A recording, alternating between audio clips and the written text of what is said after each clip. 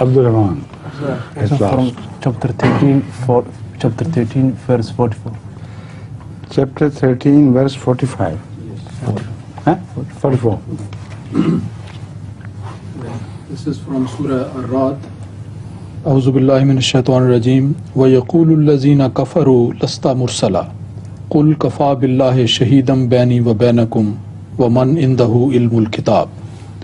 And those who disbelieve say, you are not a messenger. Say, sufficient is Allah as a witness between me and you, and so also is he who possesses knowledge of the book. Sir, could you kindly give us the meaning, the general meaning of the verse, the general meaning of the verse, particularly وَمَنْ عِنْدَهُ عِلْمُ الْكِتَابِ? I think particularly about Lasta Mursala, I think that is more important. The non-believers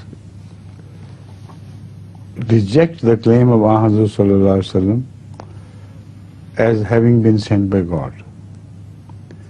Now, how would they know it?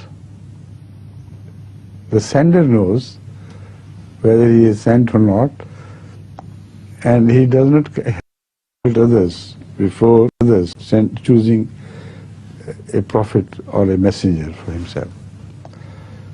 So the absurdity of this claim is so apparent that with, an authority which they do not possess, which they cannot possess, they go on rejecting the representativeness of Muhammad sallallahu alaihi wasallam by denying him that he was sent by God. Can you think of any means or way by which they had known this? No? Everything which Muhammad sallallahu alaihi wasallam said related to Rasul Allah. Now, if he was wrong, let's concede, if he was wrong, then how would the deniers of the truth, how those of the idolaters who said this knew that? How they had come to know it? Can you think of anything? So, to begin with, their case is based on absurdity. The only reasonable case could be built by them, if they could build a case, was that you attribute these things to God, and these things are wrong and filthy,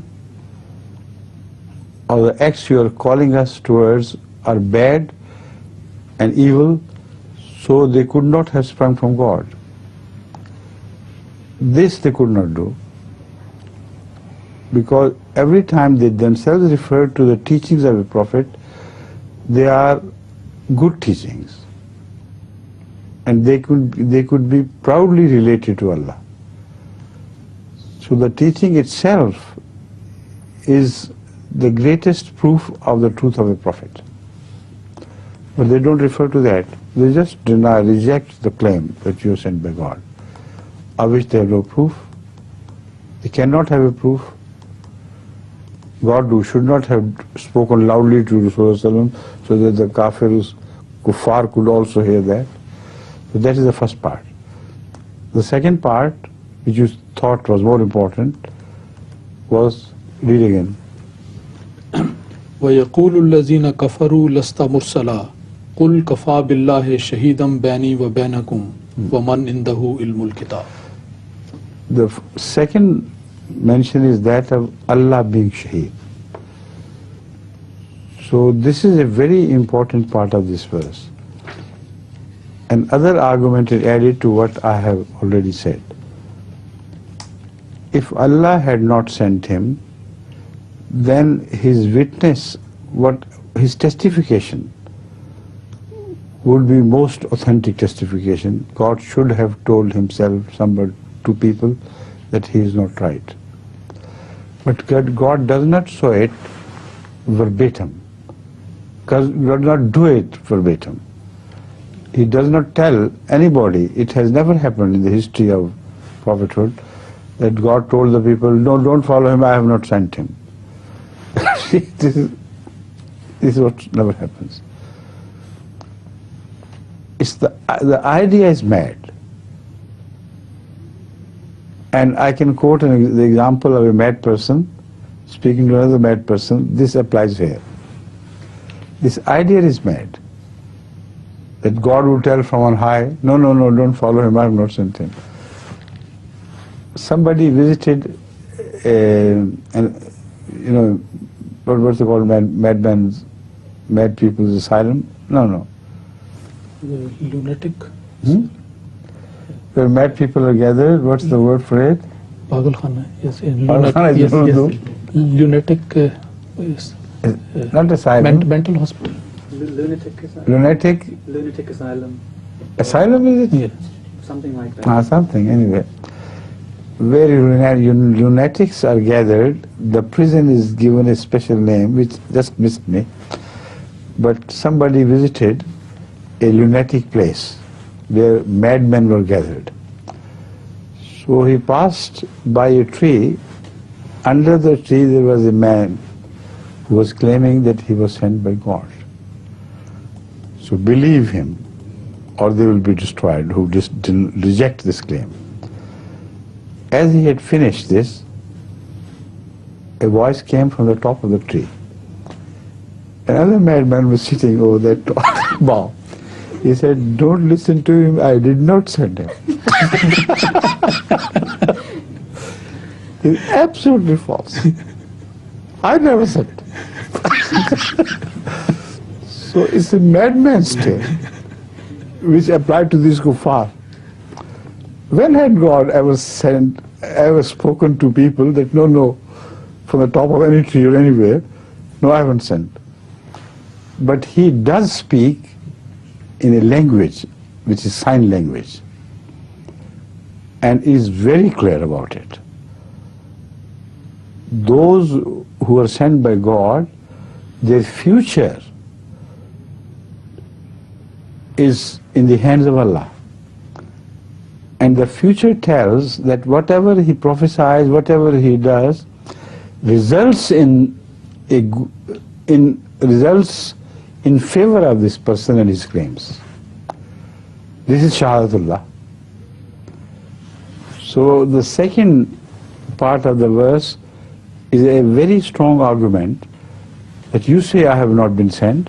Why should Allah fulfill whatever I say? The future events always speak favorably of me. They speak in fulfillment of what I have prophesied. So that is what they should listen to and they should take care of. And they were witness of this themselves. They did not hear any voices. But the voices of events were loud and clear. And they should have been understood by them. Now the third is the point which you want to understand. Please. The last one is وَمَنْ إِنْدَهُ إِلْمُ الْكِتَابِ. وَمَنْ Kitab. Those people who know the knowledge of the book, that is the previous books, particularly the which are contained in Old Testament and the prophecies which are contained in Injil, New Testament. Those people who have the knowledge, real knowledge, you go to them and inquire from them. They cannot deny the truth of Rasulullah because even if they don't believe in him, they will tell you from the Bible that a man of this description is going to be sent by Allah. So although it is possible that Jewish scholars may have hidden the truth and told the questioner that this is not written that Muhammad Rasulullah is the right one.